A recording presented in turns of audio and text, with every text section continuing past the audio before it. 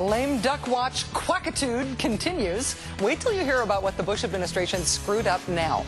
This time you will actually be glad they screwed it up. Change you can feel relief about. In just a moment with Jonathan Turley.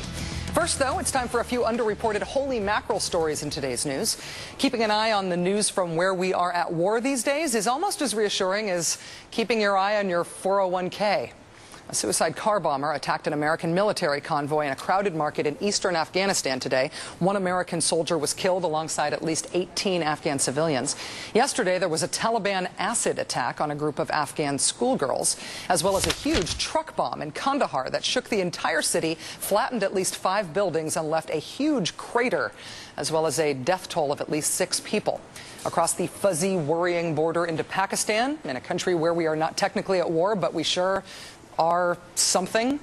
Things are really bad there, too. In the city of Peshawar, which used to be thought of as fairly safe, 2 gunmen today blocked the car of an Iranian diplomat on a narrow bridge. They shot his driver and kidnapped him. Yesterday in the same city, American aid worker Stephen Vance was assassinated after leaving his wife and his 5 kids on his way to work at an aid agency that was part of America's $750 million effort over 5 years to generate jobs and build infrastructure in the tribal areas, one of the least developed places on Earth. The night before, in the same city, a suicide bomber blew himself up at the city's stadium at the first big sports event after the new secular government lifted a ban on sports. 3 people were killed in that incident.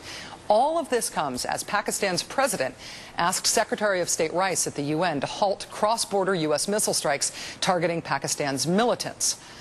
You know what we need here? Is some new American leadership that is smart enough to understand the complexity here, that isn't afraid to use force if that is what's needed, but that isn't afraid of diplomacy either. Pakistan and Afghanistan are just a disaster. Our government is going to need all hands on deck. But you know, maybe there is reason to hope. The election of Barack Obama is already causing some changes in our relationship with Iraq and Iran. Iraqi Shiite politicians are saying they are inclined toward a new agreement between their government and ours now that the Republicans are out of power here, since they didn't believe the Republicans would ever really let U.S. troops withdraw, but they do believe that Obama will. And in Iran, do you remember when Iranian leaders called for talks with the U.S. to resolve the whole nuclear issue? Well, now that Obama's been elected and has said he absolutely will negotiate with Iran, it seems like they're backing down. Called their bluff. Ha!